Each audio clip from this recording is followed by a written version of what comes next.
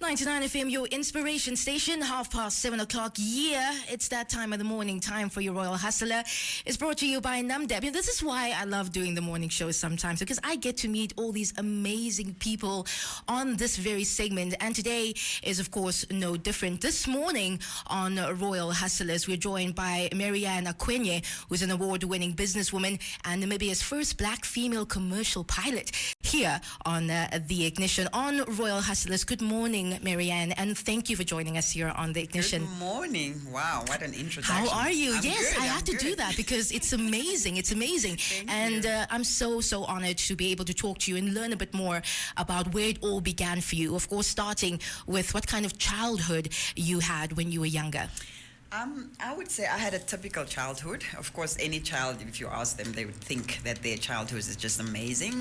I grew up in a household full of boys. I'm the only girl. With 5 brothers. So I would describe it as I grew up being a tomboy, if anything. Okay. So nothing was off limits. But within that, I would always see the inequality, being a girl child versus a boy child. Yeah. I would be the one to be called in to come and prepare dinner or do the dishes or clean up after my brothers. Yeah.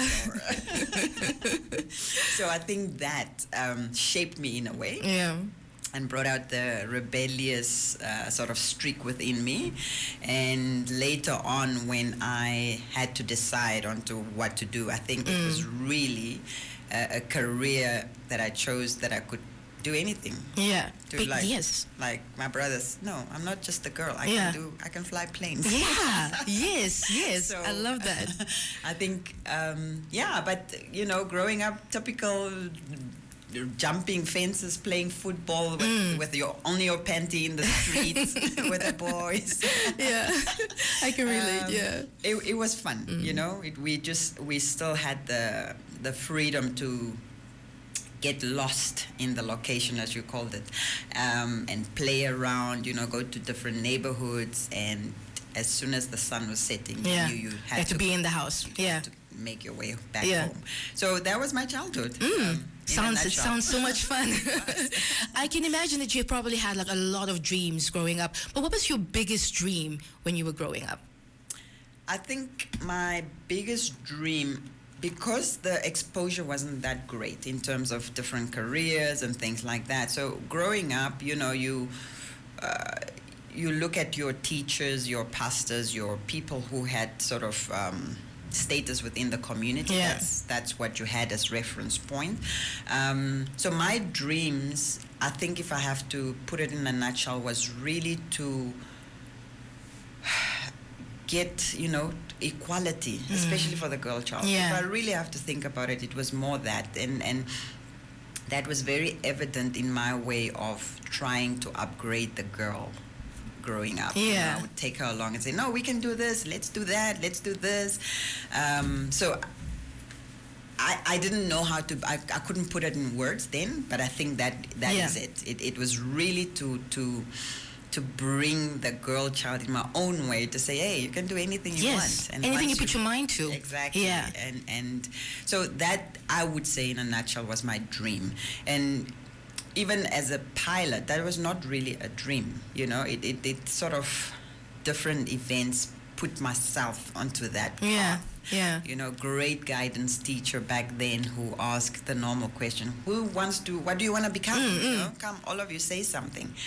And the step up from that time would be to be a doctor. Yeah. It's either teacher, nurse, and then the big dream, the ceiling would be a doctor. A doctor, yeah. And initially I said that I want to be a doctor like everybody else. And then it was also during the time that the old, the transition when the old plant fighters or swapper fighters were coming back to the country. And my mom had a little cooker shop where we sold chips and liquor and things like that. Yeah. And that's where I had to work. Yeah. That was my life after school. So that's your side hustle then. That was my. That was your side hustle. I started. Now think of it. That's exactly where I would be. Yeah. But within that, all these tatas would ask you like, hey, you know, are you going to school? You're like, yeah. What are you going to become? Like, a doctor. And they like, the one gentleman, I wish I remembered, but it was just a by the way conversation. It was nothing like we're having a serious talk. Yeah. You know, in the exchange of me giving him change and this, he planted a seed. Something came out of it. He just asked, what are you gonna do after school? I'm like, I'm a doctor. He says, no, don't become a doctor. You need to be flying planes. Yeah. Literally, that's what he said. He said that to you. Yes, you need to be flying planes. In my mind, I was thinking, planes, what's that? You know? And I think within that time frame, I watched on TV, you know, how an air traffic controller was speaking to a pilot in the cockpit, you know, those movies. Yeah. But that, I sort of put the two together, like, maybe that's what he was meant. talking about, yeah. And then back to school, my guidance teacher, I was like, I think I want to be that person who flies the plane. But the way I explained it to her, she understood it as an air traffic controller. So, you know, bless her soul, she took me to Eros Airport, and up we went to the tower, and she had this guy talk to me who was an air traffic controller, and I was getting bored because he was just like, this is not what I had in mind. Yeah. And he said, and towards the end, I said, now, when do you fly the planes? Like, hello? Because Can we get to the action part? I literally thought planes were being flown by air traffic controller by remote control. In that big tower, they were flying the planes. That's how naive I was. And he sort of looked down at me and said, no, I don't fly the plane. There's somebody in the plane called the pilot. Yeah. And I remember turning around, looking at my teacher, and I said, that's what I want to be. And that's how the journey started. Wow, that's amazing. That is amazing. That's literally. So I had no reference point. I didn't know anybody who was a pilot. I didn't even know that career existed. Nothing to that effect. And I just put my mind to it, and we went for it. Yeah, and here we are. And here the rest is history. You know, I would like to think, Marianne, that, you know, people's idea and definitions of success, you know, is different. But your idea of success, how has that changed over the years? I think I went through the evolution of exactly what most people think. As well, the younger version of me thought that becoming a pilot, getting this title, getting this status would make me successful. And fast forward right now where I said, I think success for me means that I make a change in somebody's life. I am fully present with my children. Yeah. And success to me means that I am fully present for myself. So all of those different areas in balance. Yeah. Then that's successful. That's successful for you. Being successful in one area and one area is falling short. I don't think you can fully, you know, celebrate that success, whatever it looks like for you. So that is what success means to me. You're also very big on wellness. You founded Nomad Spa. How is your success and the success of Nomad Spa aligned? In exactly what I said, you know, being successful in transforming people's lives. You know, these young girls who come to me broken, or to the institution, you know, they come and they say, well, we've heard about this place, or can you help me? Or, you know, society tells me that I'm not good enough because I did not make grade 10. You know, a simple little things like that. And this person is totally demoralized. Or to the far end of the spectrum where I lost my sight in a car accident. I was studying at UNAM and now I can't see, so hence my life is over. Yeah. And we literally, through the Nomad Institute, take these girls and we give them the basic skills of massage. That's literally where we start with everybody. The simple skill of massaging. And, you know, I can see how the guardians, the parents are very wary. We know when we talk about it, they like, what is that? Who are they going to massage? Is it going to be men? Is it going to be this? And I understand where that whole notion is coming from the thinking of what's going to happen. Are you turning our kids into prostitute? What is going to... and before, that was really very prevalent. Everybody did not think that this can be a career. Yeah. And thankfully, through my aviation career, I traveled the world. I could see things differently. And I literally, how I started Nomad, I was sitting in London at a resort. Now, as a pilot, and forgive me all current pilots, but you're a glorified taxi driver. That's what I call it. So take me there, wait for me, bring me back, literally. So you had all this time in between, and I'm sitting there. And whenever I had free time, I would frequent wellness resorts. Yeah, so clearly that bug was always there. It was there. And I sat in this one resort, and I saw a little aloe box, pristine white, with just an aloe picture in the front. And that took me back to my aunt, my great aunt, who was a herbalist. And she was, as a kid, I would accompany her in the field, and we would go and cut aloes, and she'll press out the gel and wild herbs, and she'll make little potions, and if you're sick, you get this homemade remedy, and you're like, what the hell? But, that's how I grew up. Yeah. But again, because that was not termed as anything, there's no title. She was seen as this dark force, as evil. No, what is she doing? Because nobody could identify. Yet when I go out, people glorify people like that. They called, herbalists. There's a name, a title. Yeah. And you're like, wasn't that what she was doing? The whole time? Like, what is the difference?